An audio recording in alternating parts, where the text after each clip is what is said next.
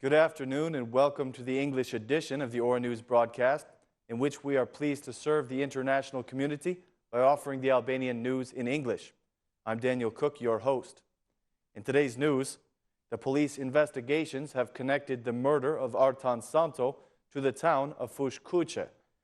The last traces of the killers were found in the vicinity of this town. For this reason, an operation supported by the Special Forces of Renea began on Thursday morning in the area, but no results have been announced yet. Early in the morning, a police operation was undertaken by the Assistant Director of the State Police in the area of Fush Kuche, with the aim to search some apartments in which the police hoped to find evidence related to the crime. In support of this operation, a large portion of the officers of the police department of Leja were engaged. These stringent measures were taken because some operational data showed that the Suzuki motorcycle was hidden in the area at noon on the 26th of June. But the information did not explain which of the apartments the fugitives may have hidden in, or where they may have hidden any evidence of the crime. After a thorough search, the police left the area, but they remained convinced that this is one of the areas that the perpetrators hid after committing the most serious crime that has happened in Albania recently. The state police has made a profile of the killers. Sources from the police explain that thanks to the forensic laboratory, they have determined the approximate height and weight of the attackers. The forensic experts involved in the investigation have had difficulties in the construction of the killers' facial features because they did not remove their helmets at any time, at least in those moments when they could be seen on the security cameras. The investigation team explains the surveillance of the telephone signals has been a very constructive and helpful operation.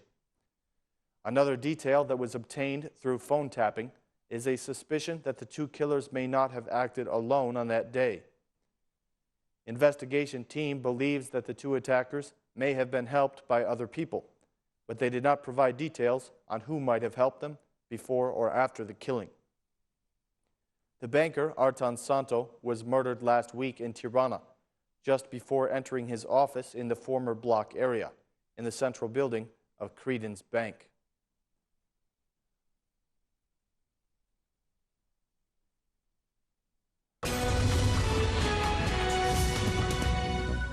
The murder of the businessman and banker Artan Santo a week ago became a subject of debate today in the plenary session. Driven by the discussion of a resolution on the General Prosecutor's report on the state of crime in 2013, the deputy of the Democratic Party, Aldo Bumci, said that this murder has shocked the entire Albanian society. The well-known banker was killed only a few meters away from the assembly, the presidency, and the government headquarters. He said, "The 6 police stations that Tirana has could not stop the killers in the heart of the capital. Who is to blame for this murder that has shocked the entire society? The uncertainty that accompanies us comes after we have been directed by incapable people," said Deputy Bumci. The former Prime Minister, Sali Berisha, said that the killing of Artan Santo is a very serious event, which indicates the complete failure of the state. He accused the majority of alliance with crime and blamed the majority for pushing the country into criminality. "The most dangerous links are the ones with crime, and you cannot fight it.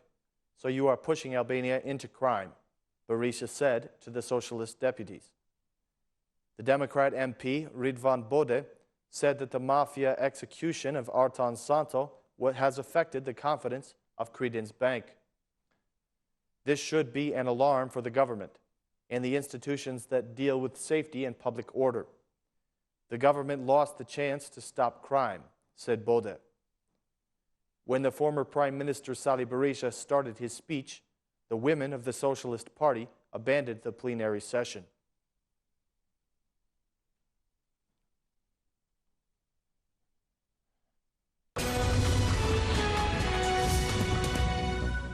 There were strong words in the parliamentary session today as the issue of last week's murder was discussed.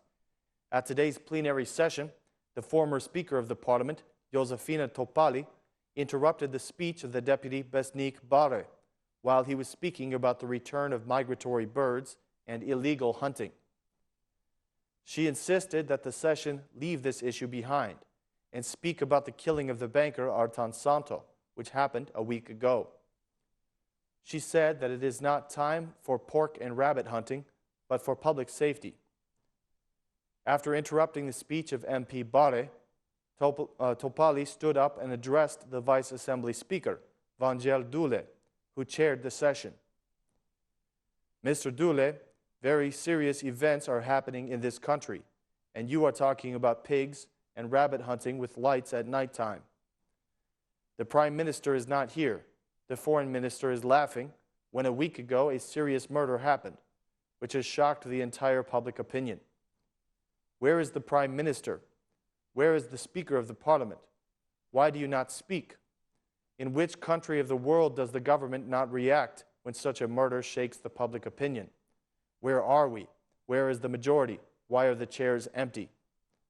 Mr. Dule, as the chairman of this session, you cannot pretend like you do not know anything. And today we should discuss the issue of the day, the safety of life and the border control. This is the first duty of every politician and citizen. MP Bare immediately reacted from the podium, addressing Topalli. You're the most aggressive person in the history of this parliament. You have offended a lot of people here. You have no right to speak about sensitivity here when it comes to murder. From your mouth has emerged only violence and aggression, said Bare, leaving the podium.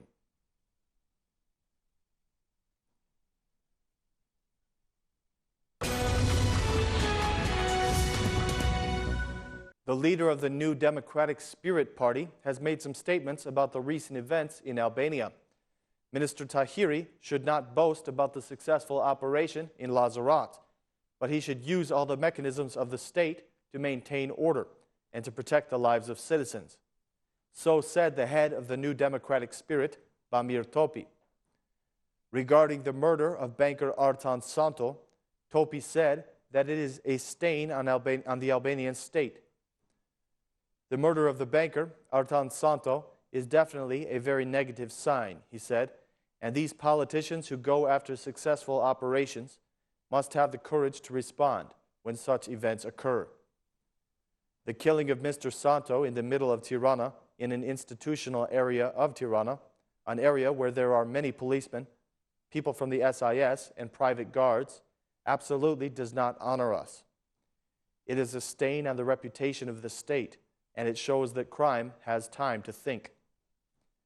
His statements were made during a meeting of this party in the city of Korça for the organization of work for the upcoming local elections.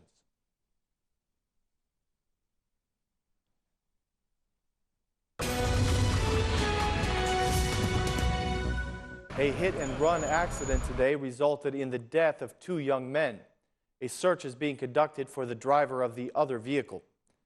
A serious accident resulting in the death of 2 young men happened today on the Fushkruja-Vlora axis in a place called the Bridge of Gjolla.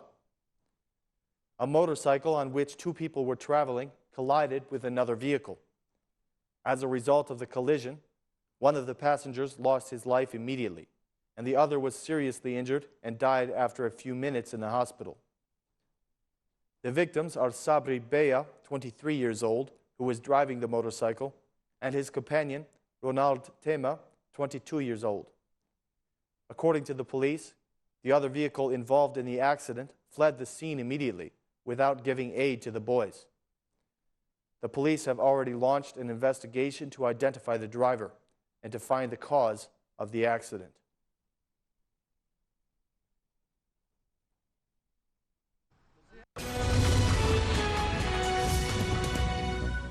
The MP who is chairing the Administrative Territorial Reform says that he is disappointed with the contributions of the opposition.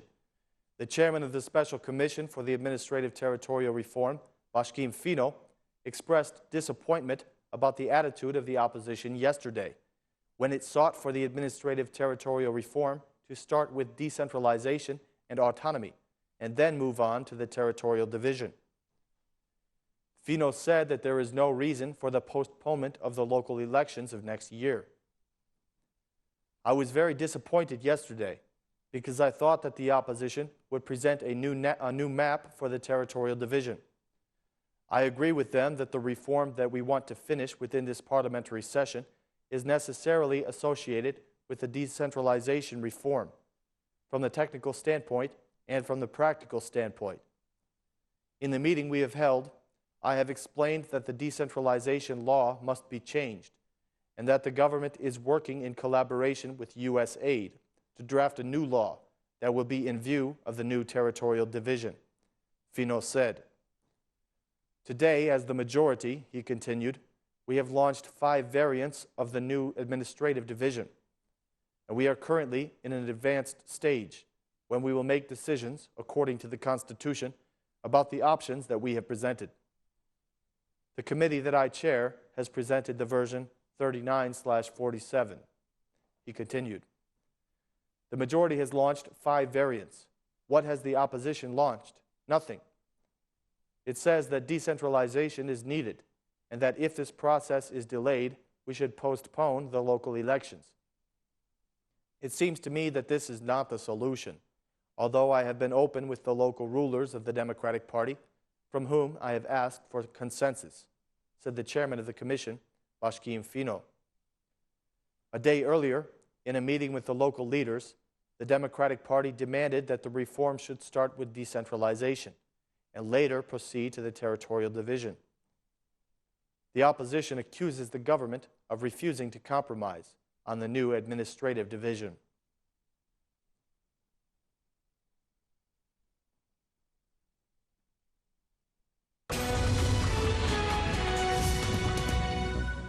The Democratic Party says that they are being portrayed in a false light by the majority.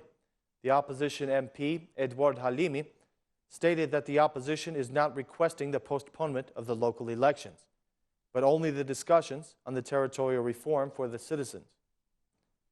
The Prime Minister has ordered the Socialist MPs and the media to deceive the public opinion and to tell them that the opposition has requested the postponement of the local elections. This is a maneuver in order not to answer the opposition's request, to sit and discuss a territorial reform that is for the citizens. The reform should have the principle of transparency in the way of service to the citizens before it becomes a map, said the Democratic MP.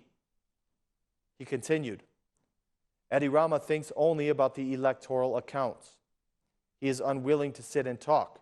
We have appealed to the majority to discuss with us, but they have not answered, Halimi said. The Democrat MP explained why the party has not yet put forth any options for the map. We have not given any variants because we are thinking primarily about the benefit of the citizens. The electoral map is the last thing we are thinking of, he said.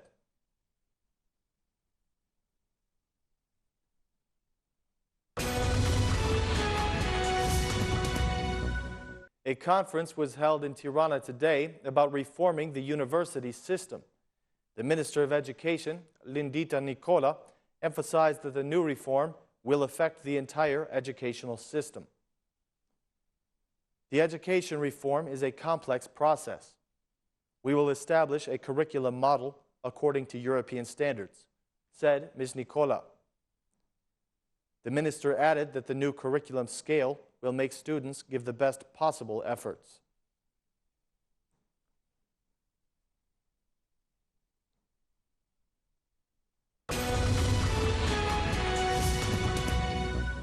The director of the state police, Artan Didi, spoke today about the operation in Lazarat.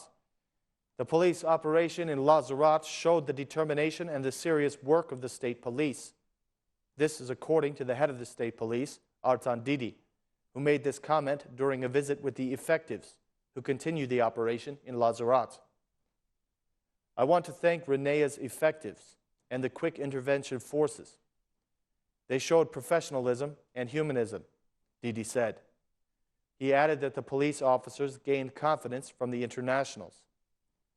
Altogether, we gave a new face to the police. You won the confidence of the international community.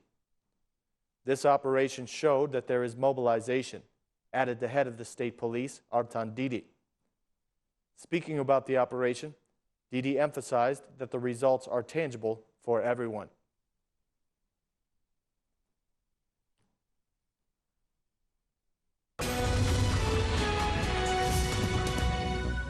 Today, the defense forces of Kukis continued their operation to clean the lake from residue. Dozens of army forces were present today on the south side of the lake, from the Black Drin Bridge to Old Gostili. Although this area is kept under control and cleaned periodically, with the increase of the water level of the Lake of Fierza, residue has begun to build up on the surface of the lake. It seems that the plans of the mayor Safet Jitsi have been accelerated, the plans which he made at the height of the pollution of the lake. He spoke about the purchase of a self-cleaning vessel for the Lake of Fierza, because there is still no sign from the Ministry of Environment concerning this objective. The massive pollution of Fierza began in April of this year, and this is a problem that is repeated every time the water of the Lake of Fierza rises, during the autumn and spring. This year, there was more debris than in other years, putting the town on alert for an emergency situation and environmental catastrophe. Thousands of cubic meters have been cleared since the start of the operation. A task force has been set up for this purpose.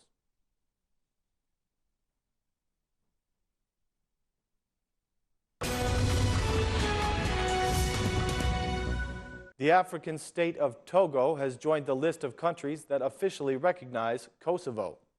The foreign minister of Kosovo, Anver Hoxha, revealed on Wednesday evening that the African state of Togo has recognized Kosovo, thus becoming the 107th state to recognize the independence of the country. He said, "Another good news for Kosovo. The African state of Togo has recognized the independence of Kosovo, thus becoming the 107th state. 107 thanks. Congratulations to the citizens of Kosovo," said Hoxha. The acting Prime Minister, Hashim Thaçi, has thanked the state of Togo for the recognition of the independence of Kosovo. He said, "The African state of Togo has made the decision to recognize the independence of Kosovo. I'd like to thank the government and the people of Togo for this decision. Congratulations to Kosovo for the 107th state to recognize it," said Thaçi.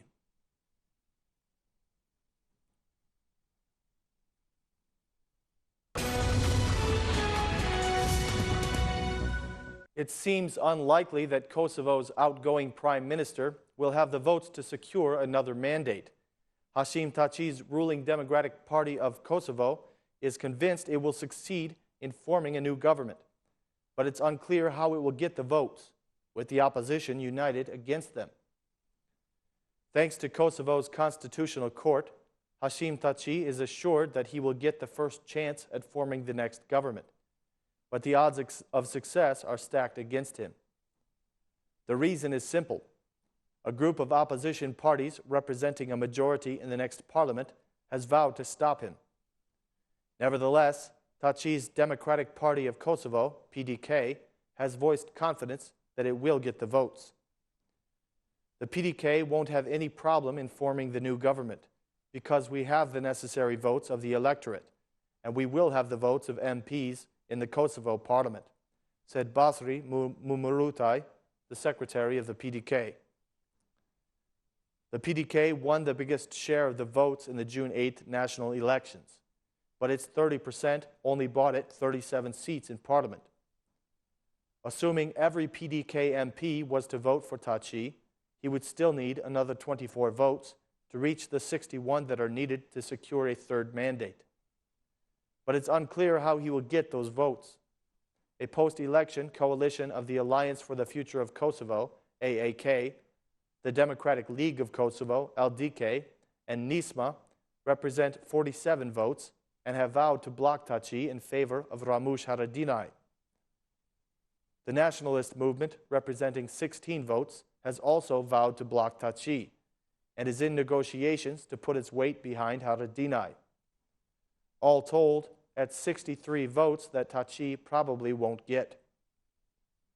Hashim Taci has few or no options at all to achieve the necessary numbers to establish a new government at this time, said the political analyst Shpend Kursani. This is because the opposition bloc is solid in its stand not to cooperate with Taci, he added. But Kursani said this might change if the Nationalist Party does not back the opposition bloc, which could lead it to fall apart, potentially bringing votes to Taci. Based on Tuesday's Constitutional Court decision, Yahyaga will have to nominate the candidate proposed by the PDK, who presumably will be Taci. Should Taci fail to form a government, the president can nominate whoever she wants rather than Taci. The court, however, suggested that the president should nominate the person who stands the best chance of forming a government. Should the opposition bloc hold and it secures the nationalist backing, it would presumably be Haradinaj. Yahyaga had asked for the court's opinion in June because both the PDK and the opposition coalition were insisting that they had the right to form the next government. The PDK argued that it should get the nod because it had the most votes. The opposition coalition, however, said it should get to form the government because it would be able to win a majority in parliament. For Taci to prevail, he needs to persuade one or more of the parties to join his camp or convince individual MPs to vote for him instead.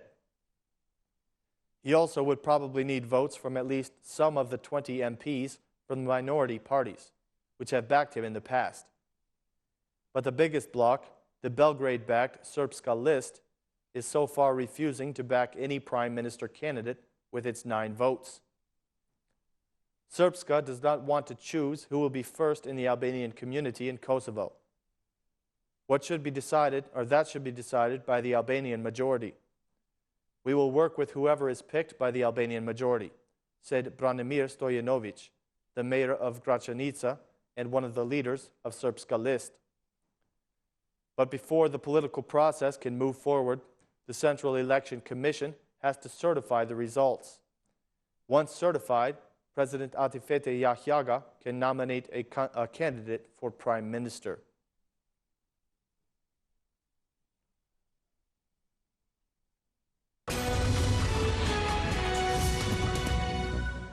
Work has started today for the construction of a highway that will link Pristina to Skopje. The ceremony was held under the auspice of the acting Prime Minister, Hashim Taci. In his speech, the Prime Minister of Kosovo said that the highway will be named after Arber Jaferi. According to Taci, the so-called Sixth Road is a major project for the state of Kosovo. The project of the highway is our major project, one of the most important projects of the new mission, declared Taci. The Minister of Infrastructure, Fehmi Mujota, told participants that the highway is a major project of Taci's government. We continue our history of success in Kosovo, he said. A few months earlier, we completed the Seventh Road, the nation's highway. Today, we're starting the construction of a new highway, a major project for Kosovo and beyond, he said. Present in this ceremony was also the U.S. Ambassador, Tracy Ann Jacobson, the Deputy Prime Minister of Macedonia, Musa Jaferi, and many other political figures of the country. The work on this highway has been delegated to the Turkish-American company Becel Enka, who is also in charge of the construction of the Nations Road in Albania and the Ibrahim Rugova Highway. The construction of this highway is estimated to have a cost of 600 million euros. The opposition parties have objected to this project, claiming that it's too expensive and that the country needs investment in other domains.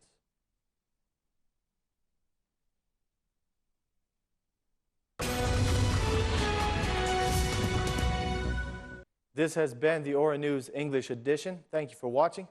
Please join us again tomorrow at 6 p.m. Thank you and good night.